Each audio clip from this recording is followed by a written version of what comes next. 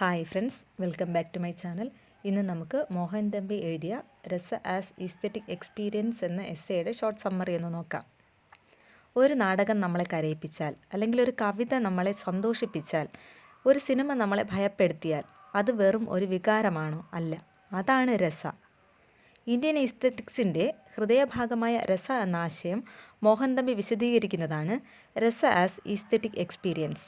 Indian കാവ്യശാസ്ത്രത്തിൽ രസ എന്നത് ഒരു കൃതി വായിക്കുമ്പോഴും കാണുമ്പോഴും ആസ്വാദകനിൽ, അത് വായിക്കുന്നവരിൽ ജനിക്കുന്ന ശുദ്ധമായ സൗന്ദര്യാനുഭവമാണ്. അത് വെറും ഒരു ഇമോഷനാണെന്ന് നമുക്ക് പറയാൻ കഴിയില്ല. അത് റിഫൈൻഡ് ആയ ഒരു ഇമോഷനാണ്. രസ എന്ന് പറയുന്നത് പ്യുവർ ഈസ്തറ്റിക് എൻജോയ്മെൻ്റ് ആണ്. ജീവിതത്തിൽ നമ്മൾ അനുഭവിക്കുന്ന ദുഃഖം, സന്തോഷം, കോപം, ഭയം ഇവയെല്ലാം ഓർഡിനറി ആയിട്ടുള്ള ഇമോഷൻസാണ്.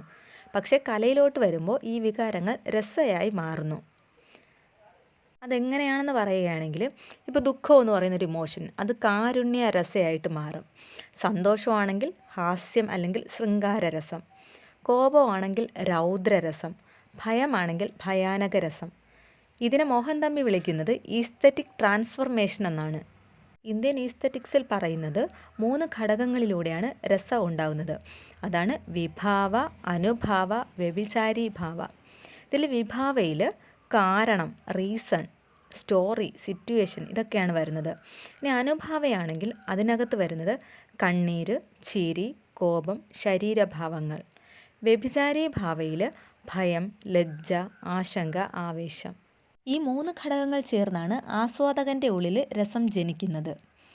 മോഹൻ തമ്പി പറയുന്നത് rasa is A selfless experience. അഥവാ രസം അനുഭവിക്കുമ്പോൾ നമ്മൾ നമ്മുടെ സ്വകാര്യ ദുഃഖവും സ്വകാര്യ സന്തോഷവും മറക്കുന്നു. നമ്മൾ കലയുടെ ദുഃഖമാണ് ആസ്വദിക്കുന്നത്, കലയുടെ സന്തോഷവും ആസ്വദിക്കുന്നു. രസ എന്ന് പറയുന്നത് ഇമോഷണൽ എലിവേഷനാണ്. മോഹൻ തമ്പി വിശദീകരിക്കുന്ന ഒരു പ്രധാന ആശയം സാധാരണീകരണയാണ്. ഒരു കഥാപാത്രത്തിൻ്റെ സ്വകാര്യ വികാരം ആസ്വാദകൻ്റെ പൊതു അനുഭവമായി മാറുന്ന പ്രക്രിയയാണ് സാധാരണീകരണ.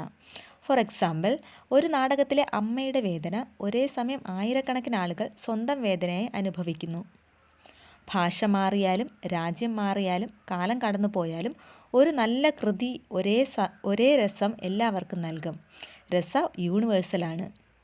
ഇനി ഇദ്ദേഹം പറയുന്നത് rasa is a soul of art. രസ ഇല്ലെങ്കിൽ കല വെറും വരകൾ മാത്രമാണ്, അല്ലെങ്കിൽ വെറും ശബ്ദങ്ങൾ മാത്രം. അതിനൊരു ജീവൻ ഉണ്ടാകില്ല. ഇതായിരുന്നു രസ ആസ് ഈസ്തറ്റിക് എക്സ്പീരിയൻസ്. രസ എന്ന ആശയം മോഹൻ തമ്പി വ്യക്തമാക്കിയത് ഇങ്ങനെയൊക്കെയാണ്.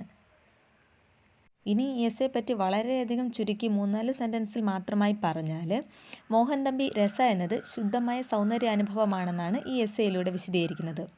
സാധാരണ വികാരങ്ങൾ കലയിൽ രസ ആയി മാറുന്നത് വിഭാവ, അനുഭാവ, വ്യഭിചാരീഭാവ എന്നീ ഘടകങ്ങളിലൂടെയാണ്. രസ വ്യക്തിപരമായ വികാരമല്ല, സാർവത്രികമായ ആസ്വാദനമാണ്. സാധാരണീകരണ വഴി സ്വകാര്യ വികാരങ്ങൾ പൊതു അനുഭവമാകുന്നു. രസം കലയുടെ ആത്മാവാണ്. ഈ വീഡിയോ നിങ്ങൾക്ക് പ്രയോജനപ്പെട്ടു എന്ന് തോന്നുകയാണെങ്കിൽ ലൈക്ക് ചെയ്യുക, ഷെയർ ചെയ്യുക, സബ്സ്ക്രൈബ് ചെയ്യുക.